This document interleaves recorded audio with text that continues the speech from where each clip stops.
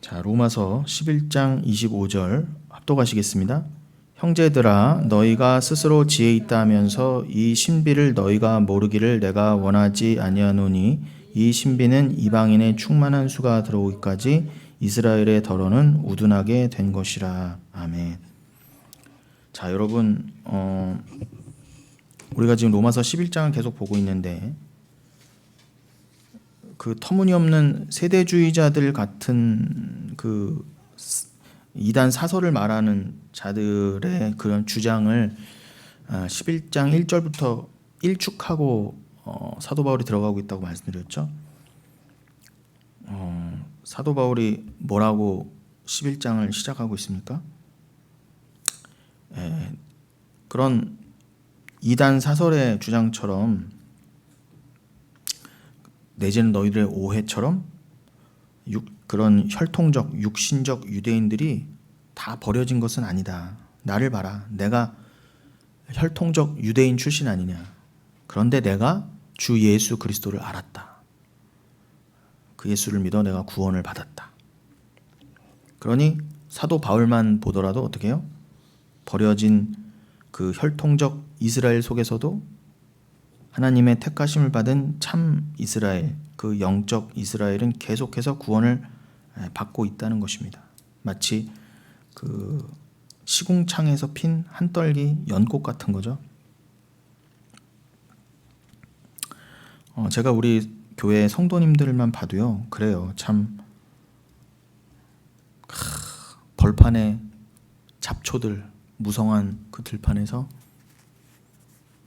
피어나시는 한떨기 꽃과 같은 분들입니다. 사도 바울이 딱 그 상황이에요. 다 버려진, 아무리 잘난 유대인이어도 하나님이 다 배설물 시궁창처럼 여기시는 가운데 얼마나 더럽습니까? 그 물이 또랑에 고여, 썩은 물이 고여갖고 막 질퍽질퍽한 그냥 아주 더러운 벌레, 그런 박테리아 정도만 살 수 있는 거기서 참 아름답게 연꽃이 피어나듯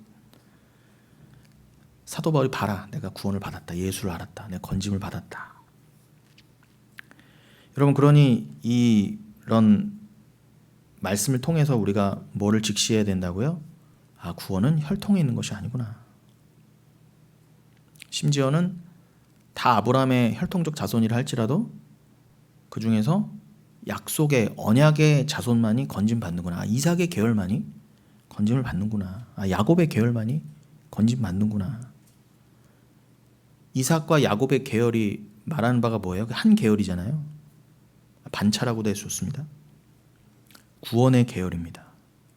딱 하나님은 택하신 씨, 그 예수로 말미암는 계열만, 인자의 계열만 구원하신다요. 그 외에는 다 잡것들로 취급하세요. 그건 하나님의 뜻이에요. 하나님 어떻게 그러실 수 있어요? 그건 우리 생각이에요. 그런 생각 자체가 신성모독이에요. 사실은 하나님한테 불경한 생각하는 순간 이미 지옥입니다. 우리는요. 하나님이니까 그 대상이. 그래서 제가 어제 이 자리에서 그 영상을 하나 다시 재개를 했어요. 그 찍어주시는 우리 실장님께서 또 지금 시간이 되실 때마다 그렇게 찍자 그렇게 열심을 내주셔서 제가 거기에 부응해야 되겠다. 그래서 명절 후에라 찍어볼까 그러셨는데 아니요, 그렇게 마음에 드실 때 명절 직전이라 찍어야죠. 그래서 제가 부족하지만 원고를 준비해서 어제 찍었는데 그 내용이 보편 구원론에 관한 거였어요. 유니버설리즘. 하나님은 그렇게 이삭의 계열, 야곱의 계열, 예수의 계열만 구원하실 리가 없다. 하나님이 세상을 이처럼 사랑하시는데 다 구원하신다. 아니요, 여러분. 악마적인 생각과 해석입니다. 그래서 제가 그 요한복음 3장 16절 하나님이 세상을 이처럼 사랑하사에 세상이 과연 그 호코스모스라고 헬라어로 되어 있는데 그 세상이 정확하게 어떤 세상인지 그 보편 구원론자들 얘기처럼 하나님이 세상을 사랑한다 했으니까 뭐 굳이 그렇게 예수만 꼭 그렇게 유난스럽게 예수 믿어야 구원받는 거야. 다 천국 가는 거지. 그따위 말하는 인간들이 있어요. 심지어는 교회 안에서도 신학자라는 인간들도요. 칼 라너 이런 인간들. 사단의 거두입니다. 그 돈 받고 신학자 하면서 그런 말들을 해요. 신학생들을 가리키면서. 여러분 제가 단호하게 말씀드려요. 사단의 앞잡이입니다. 성경에서는 절대로 보편 구원론을 말한 적이 없어요. 그래서 제가 성경에 기인하여서 그게 왜 잘못된 해석인지 찍었어요. 어제. 여러분 시간이 되실 때 잘 들어보시고 어렵지 않아요. 제가 최대한 쉽게 풀어놨습니다. 그런 여러분 하나만 생각만 해도 보편 구원은 있을 수 없다는 게 여러분 남녀가 결혼을 하잖아요. 신랑 한 명, 신부 한 명이에요. 일부 다처자 아니잖아요. 한 명 한 명이잖아요. 그럼 신랑이 신부한테만 와야지. 그 언약의 신랑이 신부와만 결혼해야지. 엉뚱한 여자한테 가면 그거는 간음이잖아요. 그건 아니잖아요. 우리가 일반적인 상식으로도 아닌 거 알면서 어떻게 신랑이 사랑하지 않는 관계없는 그저 내 신부가 아닌 자들까지 왜 다 사랑의 관계가 맺어져야 되고 왜 구원해야 돼요? 있을 수 없는 일이에요.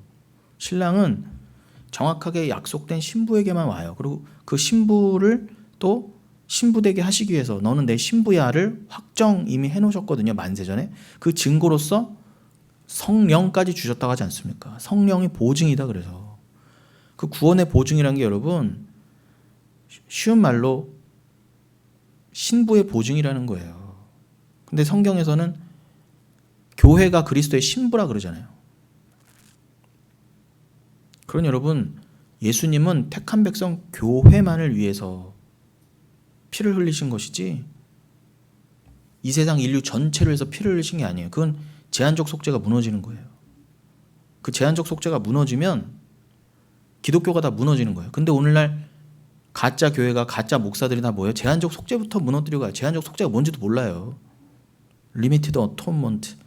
나는 만세전에 정한 백성만을 위해서 피를 흘렸다 해요. 그렇게 되어야 또 피는 온전한 게 맞아요. 여러분 생각해 보세요. 내가 피를 다 흘렸어. 근데 여러분 상식적으로도 지금 전 세계 인류가 예수를 다 믿어요? 안 믿어요? 안 믿잖아요. 믿기는 개뿔 몇 명이나 믿어요. 제대로 믿는 사람이. 그럼 여러분 예수가 그렇게 그 피가 위대해야 되는데 그 피를 쫙 흘렸는데 겨우 몇 명 구원받아. 그럼 뭐야 예수 피가 왜 이래? 예수 피는 모든 인류를 위해서 뿌려지고 죄사함을 얻게 하는 피라며. 그럼 여러분 전 인류가 다 구원받아야죠. 근데요 대부분은 지옥 간단 말입니다. 그러면 그 피는 뭐예요? 그러니까 여러분 모순이 안 되기 위해서라도 예수 피는 어떻게 해요?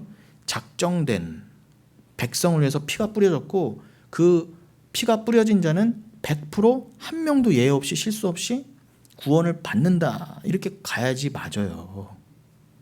논리적으로도 맞잖아요.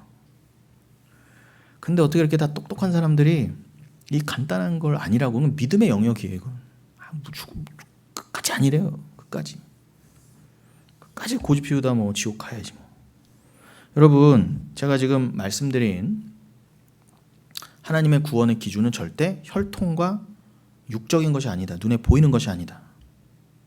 심지어는 어떻게 해요? 그 잘난 유대인들 하나님을 사랑한다고 율법을 추상같이 그냥 아주 그냥 우리하고는 비교할 수 없이 그냥 율법을 문자적으로 어떻게든 지켜보려고 세상에서 가장 열심을 부려봤던 최고의 민족 그 유대인들이요 대부분 버리시고 어떻게 해요? 이삭의 계열, 야곱의 계열만을 택하셨다. 그 이삭과 야곱의 계열이 상징하는 바 그 인자의 계열, 예수의 계열은 그들이 바로 진짜 참 이스라엘, 영적 이스라엘, 천국 백성이다. 그들이 참 교회다. 그러니 그들은 남은 자라고도 표현합니다. 이 로마서 11장에서는요. 남은 자. 레임마죠. 헬라어로 레임마, 영어로 렘넌츠. 그 남은 자하고 구원받은 자예요. 혈통과 상관없이 때로는 혈통적 이스라엘 가운데서도 남겨서 구원하신 자, 다 죽어야 되는데, 지옥 가야 되는데, 누구는 이방인 중에, 심지어는 대한민국 사람 중에서도 만세전에 택하셔서 대한민국을 살게 하신 이는 또 반드시 그 피로 구원하신다. 그러니까 이게 대한민국 사람에서 건지신 것도 아니고 유대인이어서 건지신 것도 아니에요. 다 만세전에 교회였던 거예요. 신부였던 거예요. 그래서 이 땅에서 그 피로 구원받은 겁니다. 그 믿음으로, 피를 믿음으로.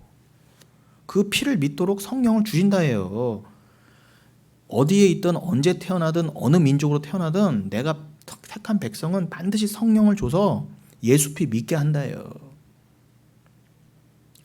그 얘기를 로마서 내내 하고 있어요. 성경 전체가 그렇기도 하고 그 성경 전체의 교리의 백미인 로마서에서 더욱 강조한다는 거예요. 한 세 군데만 찾아보고 넘어갈게요. 로마서 2장 열어봐 주시면 로마서 2장 25절로 29절에 이런 말씀이 있습니다. 로마서 2장 25절로 29절. 네가 율법을 행하면 할례가 유익하나 만일 율법을 범하면 내 할례는 무할례가 되느니라. 그런즉 무할례자가 율법의 규례를 지키면 그 무할례를 할례와 같이 여길 것이 아니냐. 또한 본래 무할례자가 율법을 온전히 지키면 율법 조문과 할례를 가지고 율법을 범하는 너를 정죄하지 아니하겠느냐. 무릇 표면적 유대인이 유대인이 아니요 표면적 육신의 할례가 아니니라. 그러면서 뭐라고 그래요? 오직 이면적 유대인이 유대인이며 할례는 마음에 할지니 영에 있고 율법 조문에 있지 아니한 것이라. 그 칭찬이 사람에게서가 아니요 다만 하나님에게서니라. 보세요. 표면적 유대인, 겉으로 드러난 저 사람은 몇 대째 유대인, 혈통적 유대인, 무슨 지파, 이게 유대인이 아니라는 거예요. 진짜 유대인이. 표면적 유대인이 유대인이 아니요. 또 뭐라고 그래요? 그것과 똑같은 표현으로 표면적 육신의 할례가 아니니라. 겉으로 난 할례 받았다. 그 겉으로 할례 받아 자랑하는 게 뭐예요? 나는 이런 행위주의가 있다, 율법주의가 있다, 난 율법 지켰다라고 하는 그 할례부터 유대인들이 자기네들을 구별하는 가장 크게 여기는 게 뭐예요? 무조건 할례 받아야 돼. 얘네는 8일 만에 태어난 지 8일 만에 할례부터 받아야 되거든요. 근데 그 할례가 그냥 육신에 받았다고 그게 백성의 상징이 아니다, 구원받은 상징이 아니다 그러잖아요. 그 육신의 할례가 가리키는 바 어떤 할례를 진짜 받아야 된다고요? 마음의 할례를 받아야 그가 진짜 유대인이라는 거예요. 여러분, 마음의 할례가 뭐예요? 제가 지금 말씀드린 것처럼 성령을 받아 마음에 예수가 새겨지는 거예요. 쪼개져서 예수가 은혜로 새겨지는 게 마음의 할례예요. 그렇구나. 진짜 할례, 그 예수 그리스도가 십자가에서 받으신 그 갈갈이 찢겨지신 그 십자가의 예수요. 그 온몸이 난자당하고 옆구리가 찔러 물과 피를 다 쏟으신 게 진짜 할례의 모습을 예수님이 보이신 거예요. 십자가에서 완전히 육이 삭제됨, 자기 부인의 상징이잖아요. 그거를 알라고 메시아가, 예수가 우리를 위해서 받으실 영단벌의 할례를 기억하라고 구약 때부터 아브라함 때부터 할례를 받게 해보신 거예요. 근데 살점 조금, 그 생식기 끝에 포피 조금 띄어내는 걸로, 그것도 무지 아프지만 그 정도로 어떻게 해요? 예수를 기억하라 했던 거예요. 이 메시아를 기억하라. 근데 유대인들이 그 의도는 모르고 그냥 육신의 할례만 가하고 어떻게 해요? 그거를 자기의 자랑 삼고, 나는 할례 받았으니까, 육신적 할례가 있으니까 나는 하나님 백성이다, 이렇게 다 갔던 거예요. 그러니까 하나님 아니다. 사도 바울이 그걸 종집을 찍잖아요. 그거 할례 아니야. 그 할례 안 받아도 돼. 예수가 이제 이미 오셨고 십자가까지 달리시고 부활하셨는데 누가 또 할례 받는다고 난리쳐. 그래서 우리가 빌립보서 3장도 몇 달 전 주일 때 뭐 지겹도록 나눴잖아요. 니들 할례 파? 예수 믿는데 또 할례 받아야 된다고. 험한 표현. 진짜 독사의 새끼란 말도 부족해요. 그런 인간들은 개들이라고 그랬잖아요. 그러니까 여러분 그게 가르치는 건 뭐라고요? 예수 믿어라. 근데 예수 믿으면서도 뭐 또 해야지. 뭐뭐 하면 그 예수 믿는 믿음과 아니에요. 제가 이번 주일에도 말씀드렸잖아요. 진짜 행위가 무엇인지. 믿음과 행위는 떨어질 수 없어요. 내 안에 예수가 들어오셔서 나를 할례시키셔서 내 마음을 할례시켜서 예수가 들어오신 게 예수의 행위예요. 그 행위가 내 행위가 되는 것. 예수가 하신 일, 그 구원의 일이 내 것이 되는 것. 그게 믿음에 합당한 행위인 거예요. 그 야고보서가 말하는 믿음과 행위가 함께 가는 그거 말하는 겁니다. 그 행위만 내놓으라예요. 네가 그것을 믿느냐? 은혜로 믿느냐? 그럼 네가 자기 부인 되어져 가고 있네. 갈라디아서 2장 20절이 이루어져 가고 있네. 그거 내놔라. 그게 행위 있는 믿음입니다. 그런데 어떻게 해요? 이걸 모르는 인간들은 문자적으로만 내가 할례를 했어요. 그래서 믿음이 있습니다. 이런 식으로 가는 거예요. 아니다. 그럼 여러분 이 칭찬이 야 네가 마음의 할례를 받았구나. 네가 정말 행위를 하는 자구나. 이 칭찬이 누구에게 나온다고요? 이거는 하나님께서 나오는 거예요. 근데 인간의 칭찬은 뭐예요? 네가 할례도 받았구나. 네가 뭣도 했구나. 이런 유대주의, 율법주의, 우리가 지금까지 잘못 알았던 그 모든 것들이요. 그거는 사람의 칭찬이라 하지 않습니까? 인간이 중심이 된 사고예요. 그거는요. 인간의 잘못된 인간 중심의 믿음이 인본주의란 말입니다. 3장 20절로 31절 한번 보실까요? 로마서 3장 20절로 31절.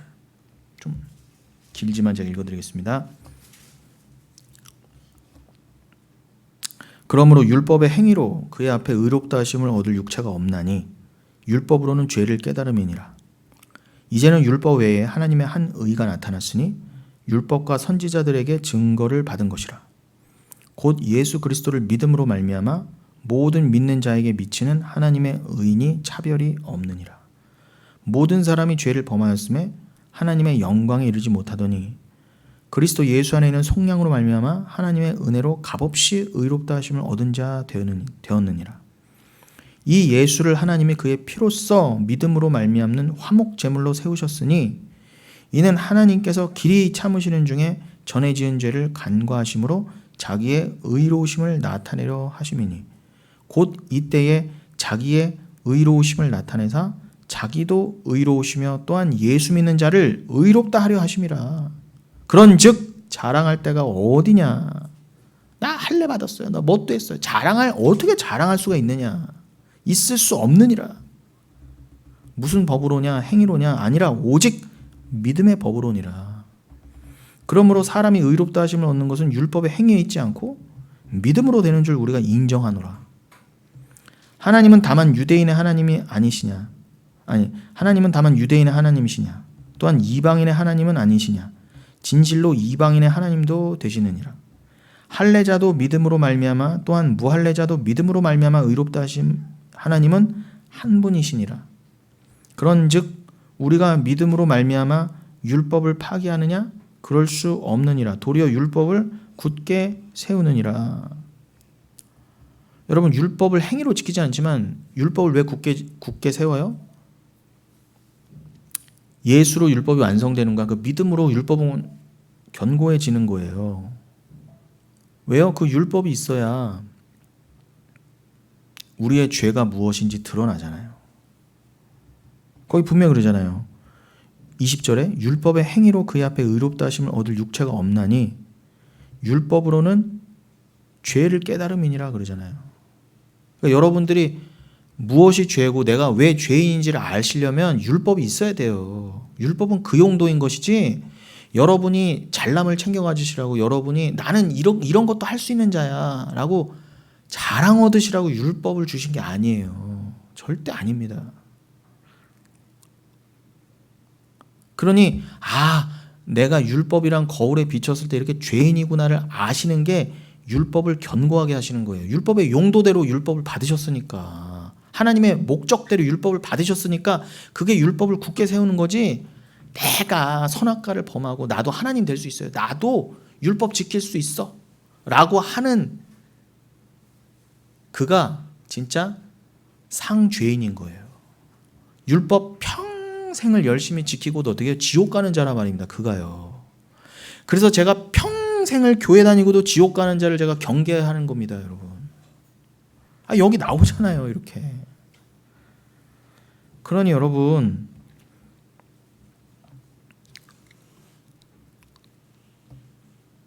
하나님은 다만 유대인의 하나님이시냐, 또한 이방인의 하나님은 아니시냐, 진실로 이방인의 하나님 되시니라 하면서 뭐라고요?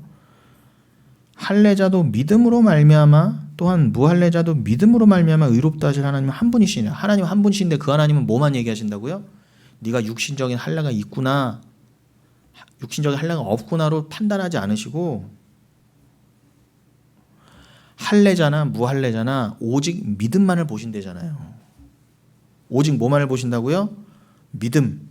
네가 마음의 할례를 받았느냐, 네가 마음이 쪼개졌느냐, 그 믿음만을 보신다는 거예요.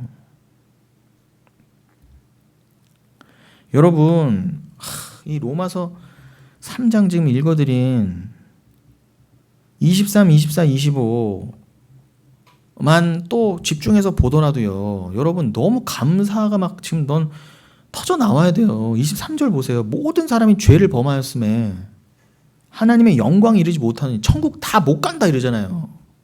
모든 사람이 죄인이어서 원래 다 지옥 가야 된다. 그런데 하나님이 구원 얻을 방법을 주셨다 아닙니까? 그게 24절 25절이잖아요. 그리스도 예수 안에 있는 속량으로 말미암아 하나님의 은혜로 값없이 의롭다 하심을 얻은 자가 되었느니라. 어머, 하나님이 예수를 통해 이 방법을 안 주셨으면 나 어떡할 뻔했는가 도대체. 무한 감사가 터져 나와야 돼요. 25절, 이 예수를 하나님이 그의 피로써 믿음으로 말미암는 화목제물로 세우셨으니 이는 하나님께서 길이 참으시는 중에 전에 지은 죄를 간과하심으로 자기의 의로우심을 나타내시는입니다. 여기서 전에 지은 죄라는 거는 그 구약의 상황을 말씀하시는 겁니다. 하나님이 구약의 죄인들을 다 무조건 용서하셨다는 의미가 아니라 그냥 못 본 척 하셨다는 의미가 아니에요. 그 오해하시면 안 돼요. 그 사도행전 17장 몇 절입니까? 그것과도 괴가 같이 하는데 그런 식으로 오해하시면 안 됩니다. 그래서 예수 그리스도 이전의 사람들은 그냥 다 구원받았다, 이따위 말이 아니에요.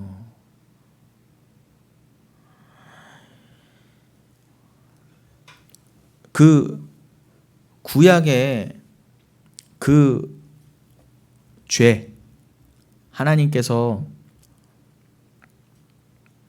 그것을 오히려 구약 때에는 더더욱 율법이 난무하면서 더더욱 그 메시아와 하나님 뜻이 보이지 않을 때예요. 법은 난무하고 성전 예배는 난무하지만 이상이 사라지고 말씀이 사라지고 하나님 나라가 사라지고 그냥 행위만 넘쳐나요. 이 땅의 기복, 그저 이 땅의 것을 위한 것만 넘쳐나요. 그런데 하나님께서 그런 구약 때야말로 완벽한 불가능이잖아요. 예수가 오시기도 전이었고요. 그런데 그 중에서도 어떻게 해요? 반드시 구원받을 자는 있었다는 거예요. 아니 모세, 다윗, 아브라함, 이삭, 야곱 다 천국 갔잖아요. 히브리서 11장이 그러잖아요. 믿음의 선진들이라고, 프로스비테로스. 그들은 어떻게 구원받은 거예요? 예수가 오시기 전이지만 그들도 예수로 구원받았다예요. 어렵게 생각하지 마세요. 그들은 이미 우리와 함께 구원받았던 자들이 구약 때 내려왔을 뿐이고 그들은 어떻게 해요? 그냥 이 땅을 살면서는 어떻게 해요?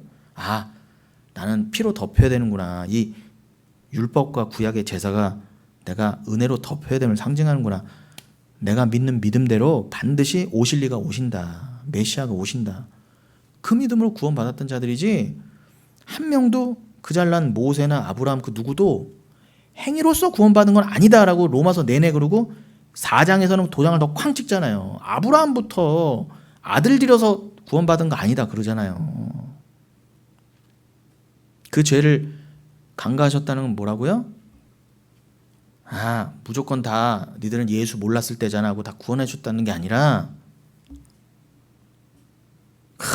정말 말도 안 되는 불가능 가운데 건지실 이는 반드시 주의 영, 그때도 성령이 계셨어요. 당연히. 그래서 막 예언자들도 선지자들도 주의 영에 충만하여서 예언하고 선지자의 역할을 했잖아요. 구원할 자도 주의 영으로 믿음으로 구원하셨다 해요. 그러니 여러분 뭐 그렇게 구약의 구원이라던가 내지는 뭐 선지자들에게 임했던 영, 그러니까 생각이 나지만 베드로전서 1장 10절에 이하에 몇 절이 돼 있지? 베드로전서, 그죠? 베드로전서 1장에 이런 말씀이 있습니다. 10절에 이 구원에 대하여는, 자 9절, 믿음의 결국 곧 영혼의 구원을 받음이라. 10절, 이 구원에 대하여는 너희에게 임할 은혜를 예언하던 선지자들이 연구하고 부지런히 살펴서. 11절, 자기 속에 계신 그리스도의 영이 그 받으실 고난과 후에 받으실 영광을 미리 증언하여 누구를 또는 어떤 한 때를 지시하는지 상고하니라. 여기 분명히 나오죠? 뭐라고요? 구약의 선지자들도 구원에 대해서 우리에게 임할 은혜를 예언하던 선지자들이 구약의 때에 부지런히 연구하고 공부하고 살폈는데, 말씀을 공부하고 살폈다 그러잖아요. 목사는 공부해야 돼요. 말씀을요. 선지자라고 그래갖고 뭐 랄랄랄랄라 하면서 그냥 병 나아라, 이게 선지자가 아니라요. 여기 부지런히 말씀을 연구하고 살폈다 하지 않습니까? 주의 말씀이 뭔지. 그런데 뭐가 그렇게 그들을 만들었다고요? 자기 속에 계신 그리스도의 영이 그 받으실 고난과 후에 받으실 영광을 미리 증언하여 누구를 또는 어떠한 때를 지시한지 상고하니라. 구약의 선지자들도 뭐라고 그래? 분명히 그리스도의 영을 받았다고 그러잖아요. 성령을 받아. 그 영을 받아 뭐 했다고 그래요? 엉뚱한 거 한 게 아니라, 하나님께서 나에게 성령을 통해 잠시 후면 오시리, 반드시 오실 이 그 그리스도가, 메시아가 받으실 고난에 대해서, 그리고 그 고난 이후에 받으실 영광에 대해서 자꾸 묵상하게 하시고 상고하게 하시고 연구하게 하시고 공부하게 하셨다 그러잖아요. 그 공부한 거 가지고 어떻게 해요? 나가서 회개하라. 곧 오신다.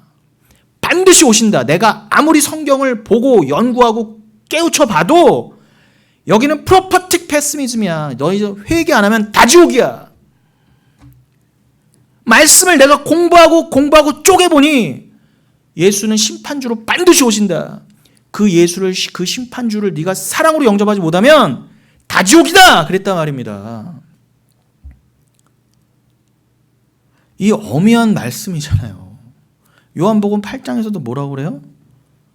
예수님이 저 인간 저거 돌 던져 죽여버려라 하고 유대인들이 막 들불같이 일어났어요. 예수를 앞에 두고요. 그때 예수가 뭐라고 하셨냐?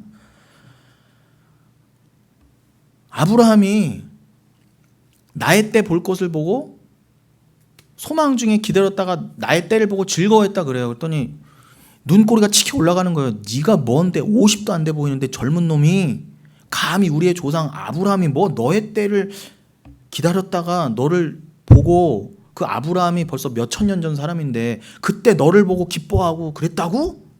이 인간이 뭐라고 하는 거야 지금? 그랬더니 예수님이 나는 하나님이야. 그래서 아브라함보다 훨씬 이전부터 있던 자야. 그랬더니 야 저거 죽여라. 다 돌들었어요. 여러분 제가 지금 전하는 말씀은요, 돌맞을 각오하고 전해야 되는 말씀이에요.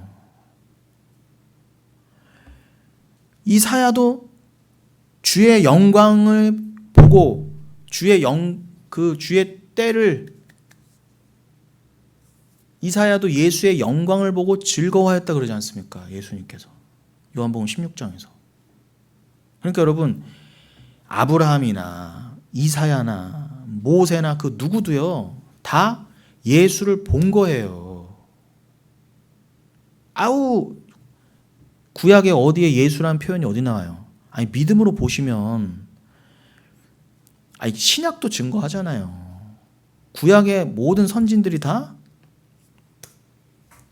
믿음으로 구원받았다. 그 제가 지금 증거로서 로마서 대드리고 히브리서 대드리고 베드로전서까지 대드린 거 아닙니까? 그런데 제가 이렇게까지 설명해 드렸는데 모르겠다, 어렵다, 이거는요 사실 어려워서 그런 게 아니에요. 어려울 수가 없어요. 받아들이기가 싫은 거예요. 그 제한적 속죄, 이런 주님의 선택, 예정, 이런 아주 차별적인 사랑, 이게 싫은 거야. 오직 은혜와 왜 오직 믿음으로 자꾸 구원받는다고 그래? 왜 자꾸 행위를 무시해? 왜 자꾸 인간의 자존심을 말살해? 이래서 싫은 거예요, 말씀이. 제가 전하는 말씀이 어려워서가 아니라. 어렵긴 뭐가 어려워요? 조금만 보면 다 나오는 건데요. 제가 지금 없는 얘기하는 것도 아니고. 근데 왜 이렇게 다들 그런 말씀이 있었나 그래요? 뭐 가르쳐 봤어야죠, 이전 교회에서. 이렇게 쉬운 것도. 제가 다른 쪽 얘기를 안 할래야 안 할 수가 없어요.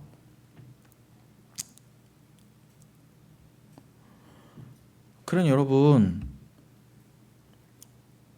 선지자들의 외침이 뭐였는지를 꼭 기억하십시오. 회개하라. 여러분, 여기는요 지옥이에요. 그 말은 뭐예요? 왜 그래요? 회개하지 않으면 다 지옥이라고 그랬잖아요. 그러니까 여긴 뭐예요? 다 죄인이에요. 회개한 자만 건진다는 거예요. 여기가 이거 좋을 리가 없어요.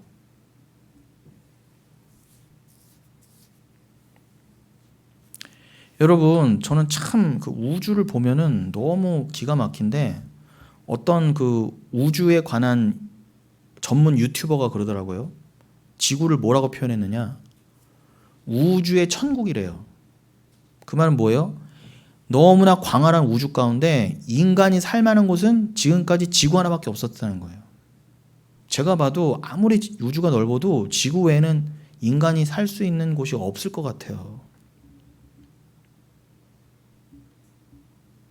그게 말씀적으로도 맞는 게 뭐냐면, 뭐 그냥 단순히 외계인의 존재를 뭐 부정하냐 뭐 그럼, 사실 외계인은 관심 밖이에요. 그건 뭐 있으나 없으나 사실 상관없는데, 근데 보세요. 지금까지요 태양계 안에서도요 왜 굳이 유독 지구만 이렇게 물이 있고 생명체가 있고 질소, 산소, 이산화탄소가 다 비율이 맞고 적절한 태양과의 거리 때문에 따뜻할 때도 있고, 그렇게 뭐 많이 다른 행성들처럼 막 몇백 도씩 올라가거나 내지는 영하 몇백 도가 안 되고 딱 인간이 알맞게 살 수 있는 온도냐 말이에요. 여러분, 겉으로는요 뭐 금성, 화성, 목성 아름다워 보이잖아요. 절대 인간이 못 살아요. 산소도 없을 뿐더러 완벽한 지옥이에요. 너무 뜨겁거나 너무 차갑거나, 공기도 다 메탄, 뭐 이산화탄소, 그래서 숨을 쉴 수가 없어요. 절대로 인간이 그냥 맨몸으로 살 수가 없는 곳이에요, 다. 근데 지금까지 인류가 발견한 우주 그 광활한 영역에서 지구만한 데가 없다는 건 뭐예요? 다 지옥이라는 거잖아요, 우주가. 인간이 살 수 없는 곳이니까. 그 수많은 태양과 같은 별만 따져도 우리 은하에 5천억 개가 있대요. 그럼 행성 같은 거는 여러분, 지구 같은 행성은 몇십 조개가 있다는 거예요. 우리 은하 안에만. 여러분, 저 넓은 우주 빼놓고 우리 은하 안에만, 뭐 안드로메다 은하, 뭐 국부 은하, 뭐 또 대은하, 전체 우주는 뭐 상상도 못 하고요. 우리 은하 안에만도요. 그 말은 뭐예요? 지구 하나, 그들 입장에서는 천국이라는 거예요. 다 지옥이고. 제가 봤을 땐 맞아요. 근데 그걸 비유하면 뭐예요? 이 주님께서 이 지구가 또 진짜 천국에 보면 여긴 지옥이다. 여기는 모형이다. 다 없어질 거다. 여기서는 회개한 자만 건져간다. 그러시면 뭐예요? 전 우주 안에서 지구 하나 살 만한 거면 여러분, 엄청나게 많은 수많은 인류 가운데 주의 사랑을 아는 자 극히 드물다예요. 그래서 예수님 뭐라고 하셨다고요? 누가복음 18장? 인자가 다시 올 때 믿음을 보겠느냐를. 믿음을 보겠느냐. 거의 없다 그러셨어요. 믿음을 보겠느냐. 내가 봤을 때는 없는 게 맞다는 거예요. 믿음을 가진 자가. 내가 택한 자만 믿음을 갖게 된다. 로마서도 내내 그 얘기잖아요. 4장 5절로 14절 도장을 한번 더 찍어볼까요? 시간이 좀 걸리지만 4장 5절로 14절. 이를 아니할지라도 경건하지 아니한 자를 의롭다 하시는 이를 믿는 자에게는 그의 믿음을 의로 여기시나니 이란 것이 없이 하나님께 의로 여기심을 받는 사람의 복에 대하여 다윗이 말한 바 불법이 사함을 받고 죄가 가리워짐을 받는 사람들은 복이 있고 주께서 그 죄를 인정하지 아니하실 사람은 복이 있도다 함과 같으니라. 제가 이거 시편 32편을 인용한 거잖아요. 다윗의 시편을 지금 사도 바울이 로마서 4장에서 인용한 건데 이거는 제가 한 작년 언제쯤 주일 설교 때 몇 번 강조했던 거예요. 로마서 4장과 시편 32편. 지금 다윗이 구약 때의 중심 인물인 다윗이 뭐라고 했다고요? 아, 행함이 아니구나. 율법을 지킴이 아니라 그저 죄가 가리워지는 것, 피로 덮이는 것, 은혜로 가려지는 게 복이구나 그러잖아요. 뭐가 복이라 그래요, 여러분? 부자 되고 병 나는 게 복이라고 그럽니까? 죄가 하나님 앞에 없는 것처럼 여겨짐을 받는 것. 말 그대로 아까 로마서 3장의 표현은 뭐예요? 간과되어지는 것 있잖아요. 너는 의로운 자야. 이렇게 여겨주시는 거예요. 너는 하나도 잘난 게 없는데 네가 심지어는 유대인이다, 아브라함이다, 다윗이라고 해도 너는 잘남으로 내가 구원받은 거 아니야, 이 인간아. 근데 네가 아브라함보다 다윗보다 잘났어? 나는 아브라함과 다윗조차도 행위로 구원시킨 게 아니라 그들에게 믿음을 줘서 믿음으로 구원을 받게 했는데 감히 네가 무슨 말을 하리오가 4장이에요. 여러분 다윗도 나는 은혜로 구원받았다 그러는데 우리가 어떻게 이 앞에서 짠 이럴 수 있어요. 이 행위주의와 율법주의는요 계속 공격당해야 돼요. 왜요? 저부터도요 인간인지라 자꾸 옛사람이 올라와요. 날마다 자기 부인은 날마다 죽어야 돼요. 누가 시키지도 않았는데 내 안에서 옛사람이 나온다니까요. 내 중심이 되려고 눈에 보이는 것으로 판단하려고 눈에 보이는 것으로 살고 싶어하고 그냥 빨리 완전히 죽여주셨으면 좋겠어요. 하나님께서 나를 이미 완성하신 것처럼 더 이상 죄 가운데 고민할 일 없이 또 괜히 말도 안 되는 가짜들하고 뭐 이러쿵 저러쿵 마음 상할 일도 없이 아니 명명백백히 이렇게 성경에 나와 있는데 왜들 이걸 부정하고 난리인지 모르겠어요. 이어서 읽어볼까요? 그런즉 이 복이 할례자에게냐 혹은 무할례자에게도냐 무릇 우리가 말하기를 아브라함에게는 그 믿음이 의로 여겨졌다 하노라. 보세요. 할례와 무할례와 상관없다 그러잖아요. 율법의 행위와. 창세기 15장 6절을 인용하면서 뭐라고요? 아브라함은 그저 그 믿음으로 의로움을 얻었다 그러잖아요. 이신칭의를 말하잖아요. 이신칭의. 로마서 핵심 주제이기도 하잖아요. 이신칭의. 오직 믿음으로 의롭다함을 얻는다. 그게 사자성어로 이신칭의라고 그래요. 한자어로. 구절이 그거 말하잖아요. 이신칭의. 10절. 그런즉 그것이 어떻게 여겨졌느냐? 할례시냐 무할례시냐? 할례시가 아니요 무할례시니라. 여러분 아브라함이 너는 내가 창세기 15장 6절에서 그러시잖아요. 하나님이 언약을 맺으신 다음에 내가 네가 나를 믿음으로 너를 의롭게 여겨줄게 그러시잖아요. 그때 아브라함이 할례를 받았어요? 안 받았어요? 안 받았을 때잖아요. 아브라함은 17장에 가서나 할례 받았다고요. 이삭 낳기 직전에. 그러니까 15장에서 언약을 받고 너는 의로운 자야 라고 이미 하나님께서 선포하실 때는 무할례 때였단 말입니다. 아브라함만 봐도 할례로 구원받은 거 아니잖냐. 이미 할례 이전에 의롭다함을 얻었다 은혜로. 그런데 뭘 자꾸 아브라함이 아들 바쳤다 뭐 했다 지금 제 얘기가 아니라 로마서 4장 1절부터가 쭉 그 얘기예요. 아브라함이 행위로는 하나님 앞에 자랑할 것이 없느니라 설 수 없느니라 무참하게 까고 들어가요. 이 얘기를 유대인들이 좋아할까요 안 좋아할까요? 우씨 저거. 사도 바울에 돌 다 던졌어요. 사도 바울이 거반 죽은 게 몇 번이란 말입니다. 오죽하면 저거 죽었네 그러고 시체처럼 그냥 던져놨다고요. 밖에다가. 부스스 일어나서 또 선교하러 다녔지만 사도 바울 입장에서 그냥 그때 죽는 게 나아요. 왜 굳이 또 살리셔갖고. 우리 때문에. 여러분, 예수가 당한 것처럼요, 우리가요, 복음을 갖고 있으면요, 죽을 각오를 정말 해야 돼요. 이거 남의 얘기 아닙니다. 그럼 목사, 전도사 얘기지. 아니요, 여러분.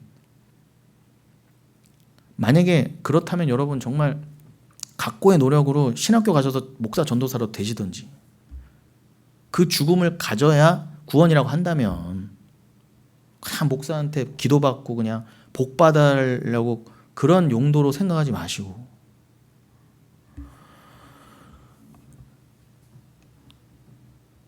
분명히 그렇게 말씀하시죠. 11절 그가 할례의 표를 받은 것은 무할례 시의 믿음으로 된 의를 인친 것이니 이는 무할례자로서 믿는 모든 자의 조상이 되어 그들도 의로 여기심을 얻게 하려 하십니다. 보세요. 모든 믿는 자의 조상이 되게 하시는데 의로 여기심을 받았다고 하잖아요. 그 믿음의 조상의 위치가. 잘나서 믿음의 조상 된 거 아니에요. 그러니까 아브라함처럼 살자, 아브라함처럼 되자, 우리 위인이신 아브라함처럼 살자, 이런 말 다 틀린 거예요. 교회에서. 아브라함을 배웁시다. 뭘 배워요, 그 인간을요. 뭐 아내 2번 팔아먹은 거 배운 거예요?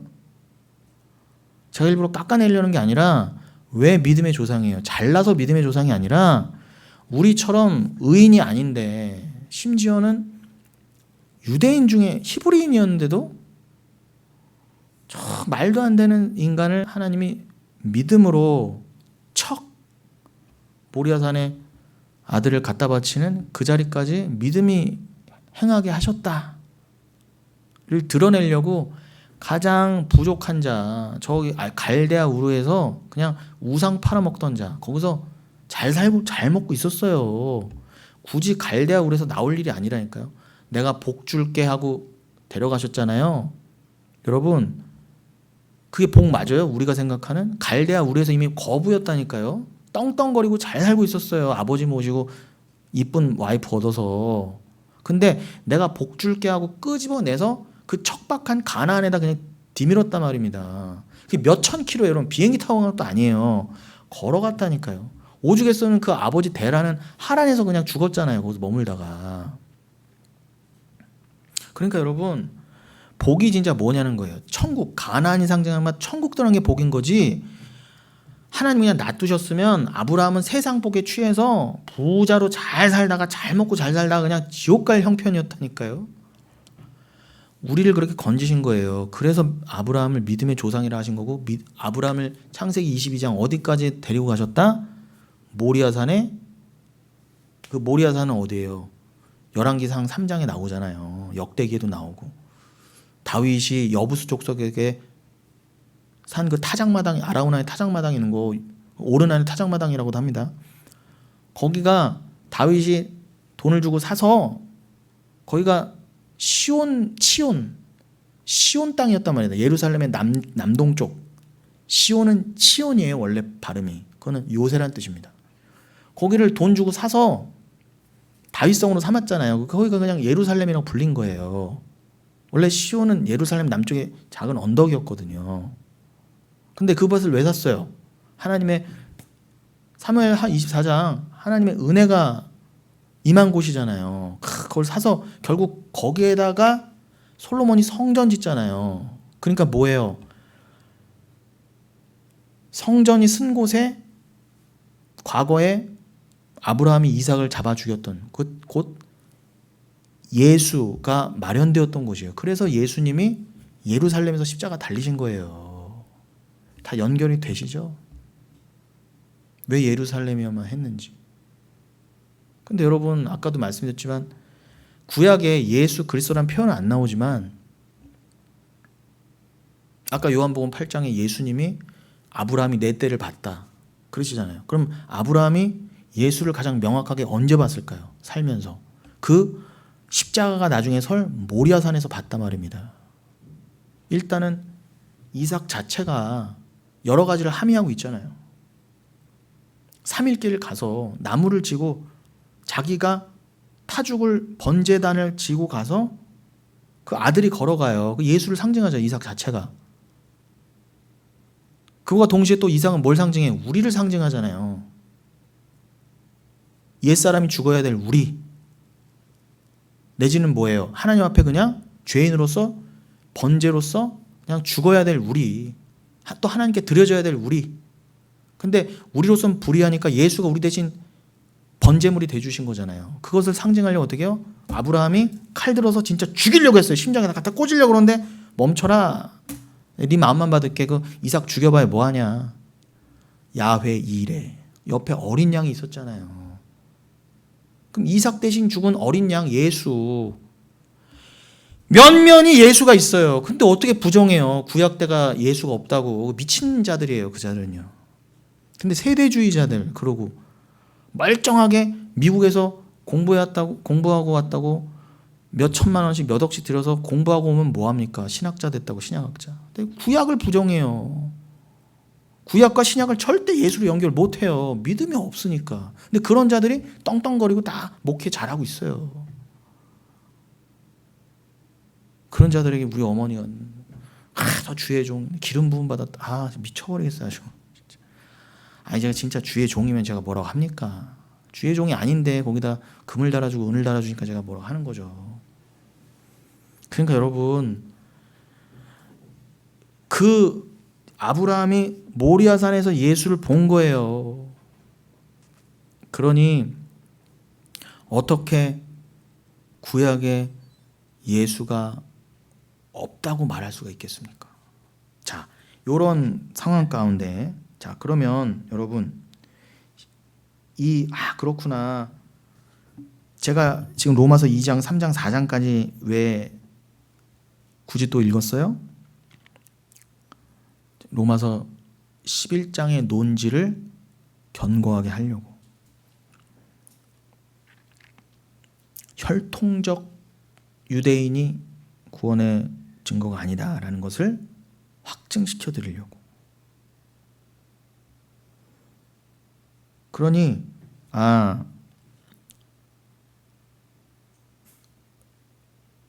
그런데 그렇다고 하나님께서 혈통적 이스라엘을 다 버리신 게 아니라 그 안에서도 만세전에 택함 받은 자는 유대인이어서가 아니라 참 이스라엘, 그 참 유대인, 영적 이스라엘로서 구원 받는다. 사도 바울이 증거라는 거죠.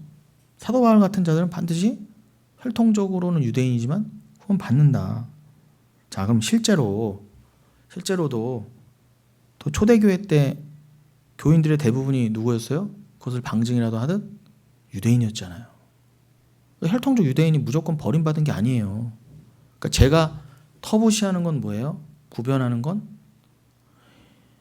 겉에 할례를 받든 안 받든 이거 상관없이 지금 로마서 내내 읽으셨죠. 겉으로 할례를 받든 안 받든 전 상관없어요. 겉으로 뭐 유대인이다, 할례 받았다, 저는 싸그리 무시합니다. 그러나 아무리 사마리안 여인 같고 아무리 나쁜 인간이어도 마음의 이면적 할례를 받은 자, 마음의 할례를 받은 자는 제가 인정한다는 거예요. 믿음이 있는 자는 인정한다는 거예요. 믿음이 없는 자는요. 아무리 세상 대통령 부자여도요 무시되는 거예요. 그냥. 아니 무시가 되는 거 어쩌라고요. 죽여라. 무시되는 거 어쩌냐. 나는 아무리 저 거지 나사로 같아도 믿음 있는 자가 귀해 보이는데 어쩌냐. 그런 관점으로 가게 돼 있습니다. 믿는 자는요. 그러니까 근데 그런 관점에서 그죠? 단순히 혈통적이나 표면적 뭐 할례를 받았다고 그래서 그 유대인이 아닌데 그런데 설사 겉으로는 할례를 안 받았을지라도 그러나 마음의 할례를 받으면 그런 진짜 유대인이니 그런 기준에 따르면 초대교회 때도 그 수많은 유대인 중에 어떻게 해요?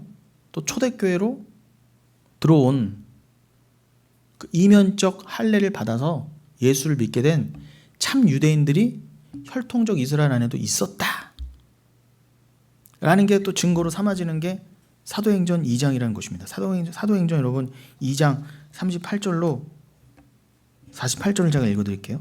사도행전 2장 38절로 41절입니다. 베드로가 이르되 너희가 회개하여 각각 예수 그리스도의 이름으로 세례를 받고 죄사함을 받으라. 이게 누구한테 말한 거라고요? 지금 앞에 유대인들을 놓고 하는 말이에요. 당신들은 할례 받았으니까 당신들은 조상이 아브라함이니까 구원 받았습니다. 이런 말 안 하잖아요. 베드로가. 뭐라고 한다고요? 너희가 회개하여 각각 예수 그리스도의 이름으로 세례를 받고 죄사함을 받으라 그러잖아요.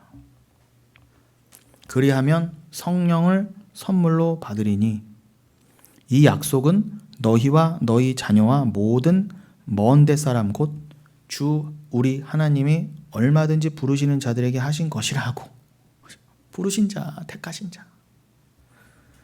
또 여러 말로 확증하며 권하여 이르되 너희가 이 패역한 세대에서 구원을 받으라 하니. 여러분, 여기는 패역한 세대예요. 소망이 없는 곳입니다. 지옥이에요. 그 말을 받은 사람들은 세례를 받음에 이날에 신도의 수가 3,000이나 더하더라. 어떤 숫자가 3,000이었다고 하면 맞아요. 우리가 회개해야죠. 맞아요. 여기는요 싸그리 멸망받을 곳이에요. 회개하지 않으면 여기다 우리 죄인으로서 그냥 지옥 갈 수밖에 없었어요.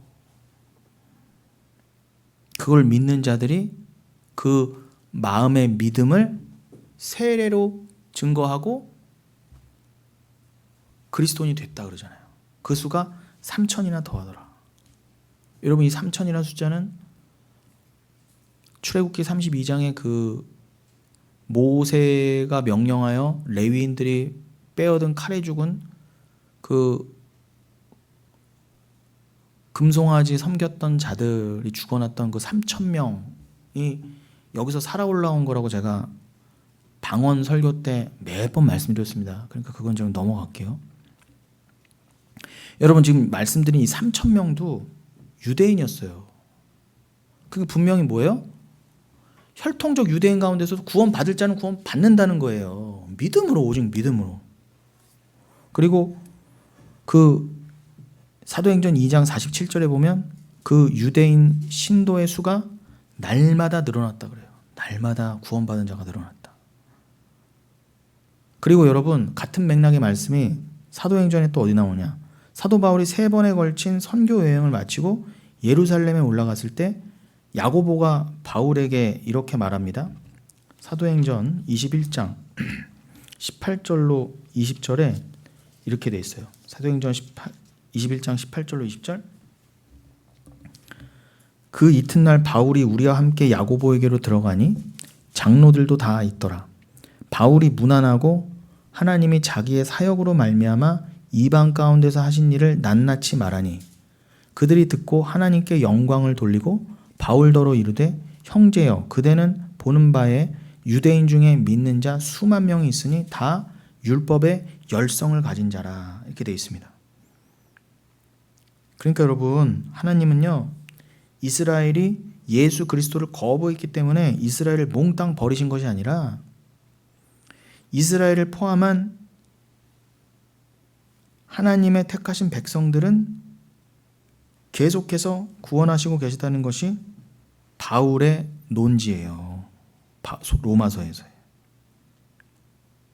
이제는 진짜 이해가 되시겠죠?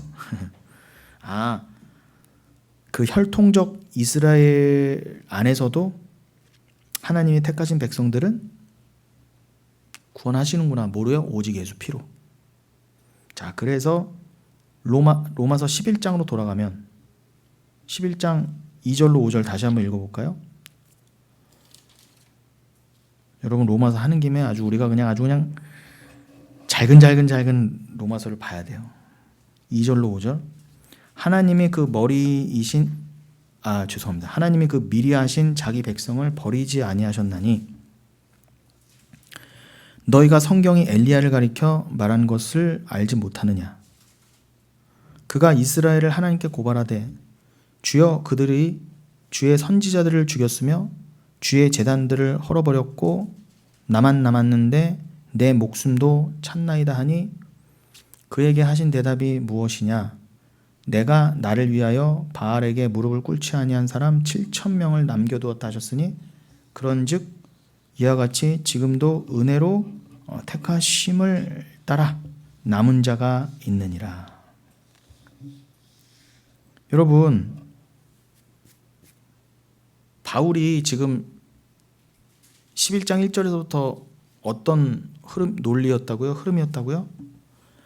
이렇게 자기 자신을 예로 들어서 내가 혈통적 유대인인데 예수를 믿게 되었지 않느냐. 그러니까 택한 자는 혈통적 이스라엘에서도 구원을 받을 수 있다라고 하는 것을 자신을 예로 들어서 설명하고 있습니다. 지금 이스라엘이 모두 버림받은 것이 아니라는 것을 설명하고 그 예로서 지금 구약의 한 대목을 인용하고 있는 거예요. 그 구약의 한 대목이 어디예요? 지금 엘리야 얘기잖아요. 그럼 엘리야 얘기면 어디겠어요? 열왕기상 18장 19장이란 말입니다. 그 스토리 다 아시죠, 여러분? 간단히 말씀드리면 열왕기상 18장에서 어떤 일이 있었어요? 엘리야가 갈멜산에서 그 다른 왕도 아니에요. 이방 왕도 아니라 이스라엘의 왕이란 작자, 그 아합 왕, 그 인간과 이세벨의 수하에서 하나님을 섬긴다면서 바알과 아세라를 함께 섬기고 있던 거짓 종들 있잖아요. 그거 모아다가 그렇죠? 하나님 모으신 거죠. 850명이 엘리야 한 명 대적하려고, 참종 한 명 대적하려고 갈멜산에 모였잖아요. 갈멜산은 어디? 아마겟돈의 그곳이잖아요. 상징하는 바 큽니다. 심판을 말하는 거예요. 850명을 거기서 목을 잘랐어요. 다 죽여버렸습니다. 거짓 종들을.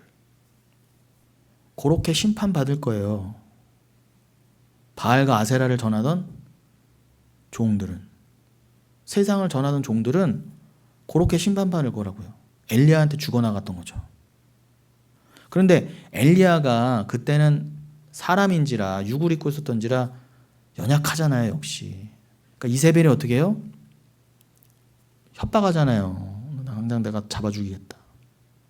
그래서 19장이 어떻게 돼요? 상황이 너무 지쳐서, 그죠? 로뎀나무로 가잖아요. 그래서 천사가 와서 먹어라. 그래서 빵도 주고, 그렇게 해서 푹 자고, 그 심신이 미약해졌었는데 회복감을 얻고 어떻게 해요? 하나님이 그 회복이 된 상태로 어디로 보내세요?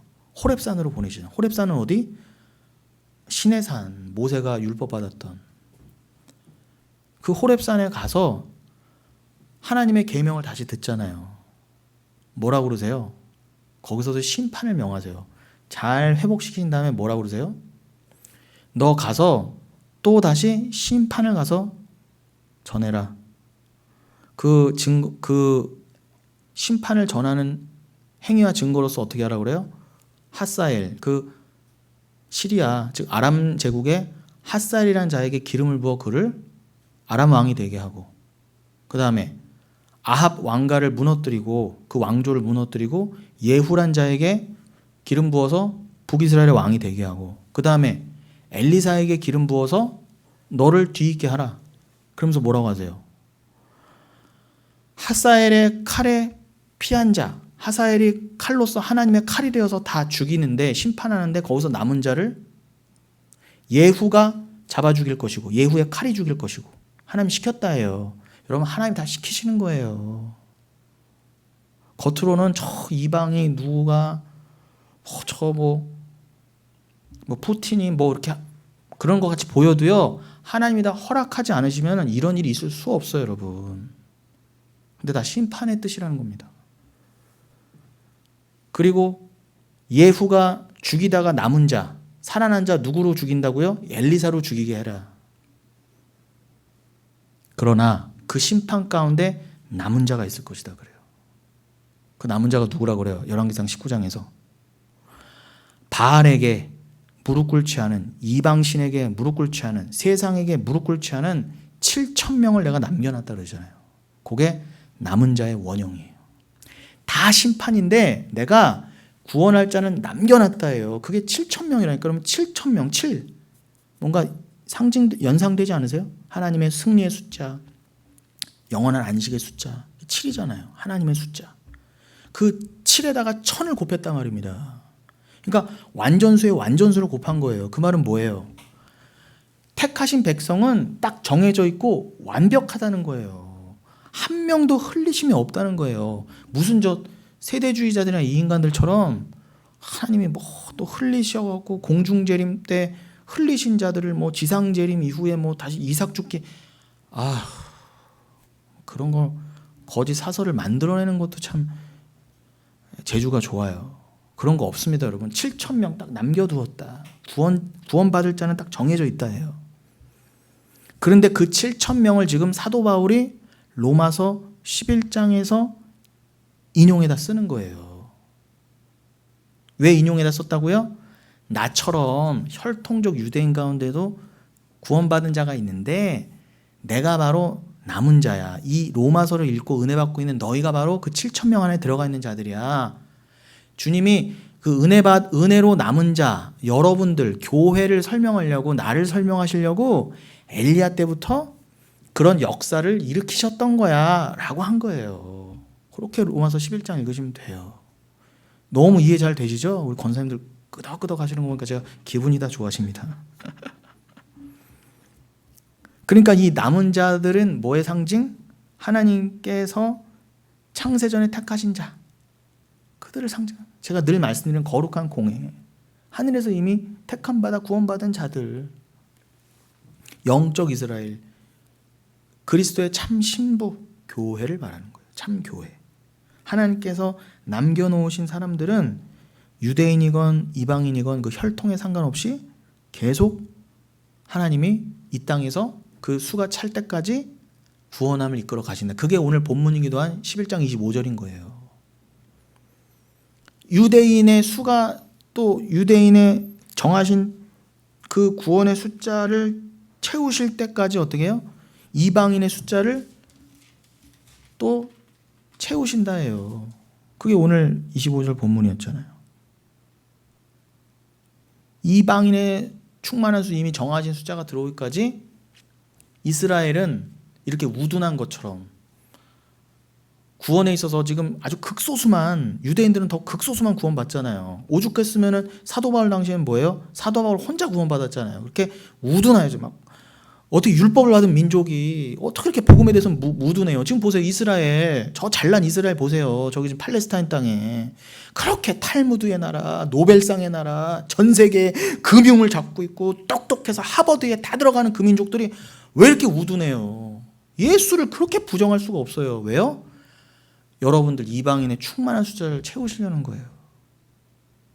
그러는 중에도 어떻게 해요? 그 혈통적 유대인 중에도 구원받을 자는 반드시 또 구원하신다. 그걸 설명하시려고 사도 바울을 들으시고 엘리야를 들어서 설명하신 거예요. 이제 이해 너무 잘 되실 거예요. 제가 아무리 입이 짧고 표현이 부족하지만 이건 이제 이해하셔야 돼. 내가 이렇게까지 설명해 드렸는데. 자, 이제 좀 마치겠습니다. 시간이 거의 다 됐기 때문에. 그러네, 벌써 1시간이 넘었네요. 자, 여러분, 오늘 이 말씀을 잘 오늘까지 한 거를 기억하시고